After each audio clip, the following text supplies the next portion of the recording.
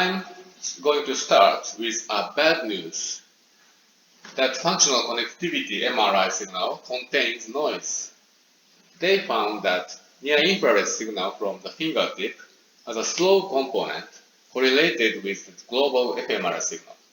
It was named SLFO.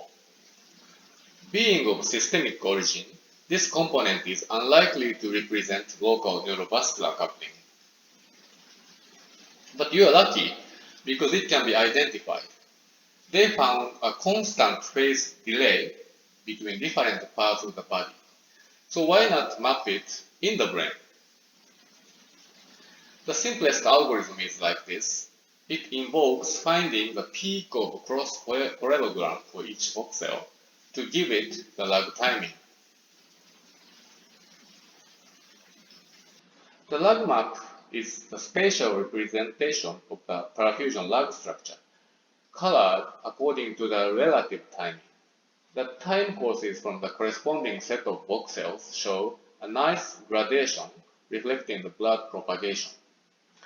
The map primarily follows the configuration of large vessels, also in monkey. The cortical surface is contaminated in accordance with the arterial territories and sulcal structure.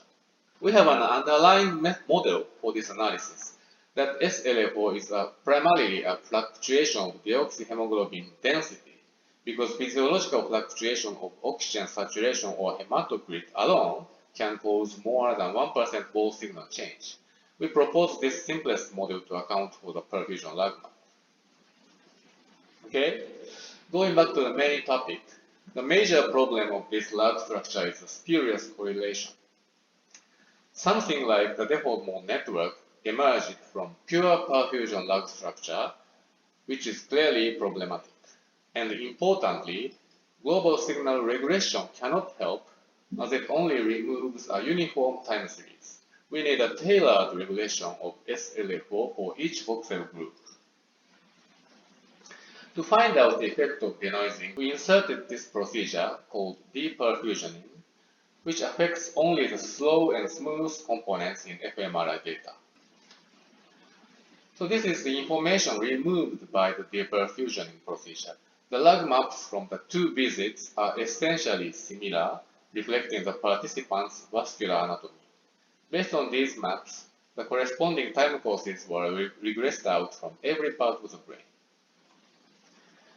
The effect of denoising was visible in the superior lung gauge network with the area 55BC, an interesting lateralized set of regions. By ICFX, the correlation maps from the two visits became similar and hence reproducible. The deperfusioning also reduced the between session variability.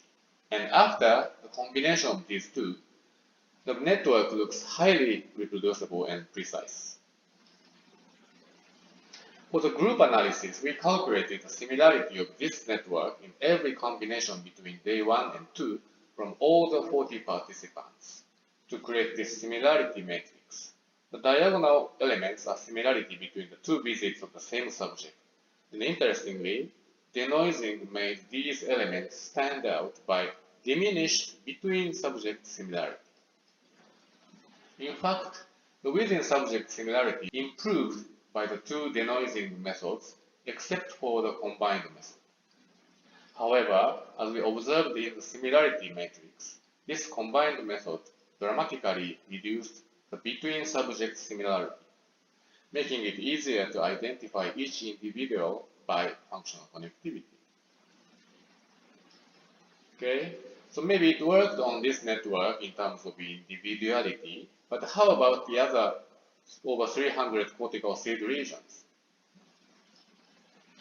Actually, there were many other regions like 55B, shown in yellow, including the dorsal attention network with a frontal eye field seed, for example. However, other connectivities, such as the default mode network, was best after ICFX only, meaning that if you remove the perfusion lag structure, the network loses individuality and gets less identifiable among participants. The signal components supporting the within subject reproducibility may be different across cortical networks.